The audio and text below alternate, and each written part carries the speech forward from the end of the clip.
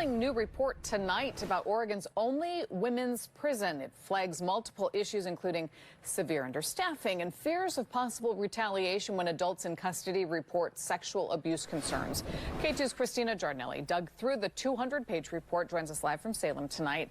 So, Christina, the Department of Corrections is responding.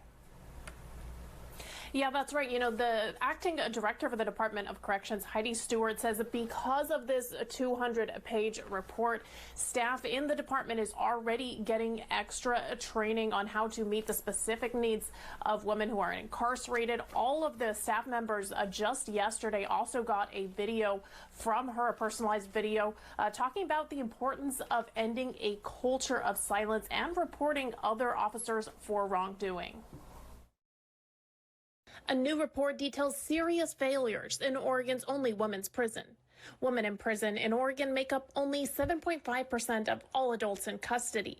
Because that percentage is so low, so is funding. But the rate of incarceration for women is outpacing men's by 50% nationally. It's an issue Alyssa Benedict, co-founder of the Women's Justice Institute, says contributes to inequities and lack of attention to women's needs. Women have very unique pathways into prison, and it's often linked to unmet needs in their communities. Most of incarcerated women are moms and have faced chronic gender-based violence. She says many of those realities are exacerbated by a prison environment that's built to serve men. Lawmakers commissioned her organization to assess where Coffee Creek Correctional Facility, Oregon's only women's prison, stands. The report found numerous issues with training, staff burnout, and a culture of silence among staff. It's fairly common with women's prisons in the absence of staff training and building a culture that's really gender responsive and trauma informed for women, that staff may be resorting to ways of managing the women that are causing harm. Now, some of the women in custody that this report interviewed said they feared reporting sexual abuse and sexual violence out of fear of retaliation. Some of the women reported that they were put in solitary confinement after reporting sex abuse. Coming up at 6 p.m., I talked to the head of the Department of Corrections about how she's responding to those serious allegations.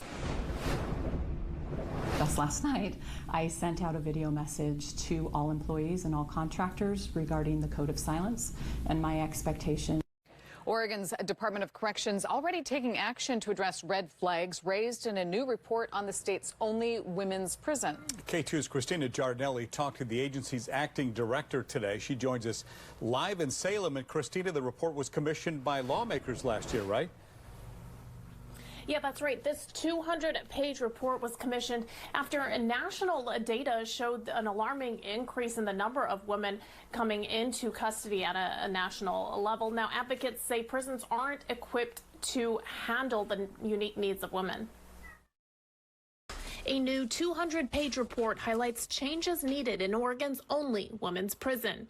Alyssa Benedict is a co-founder of the Women's Justice Institute. She's the report's lead author.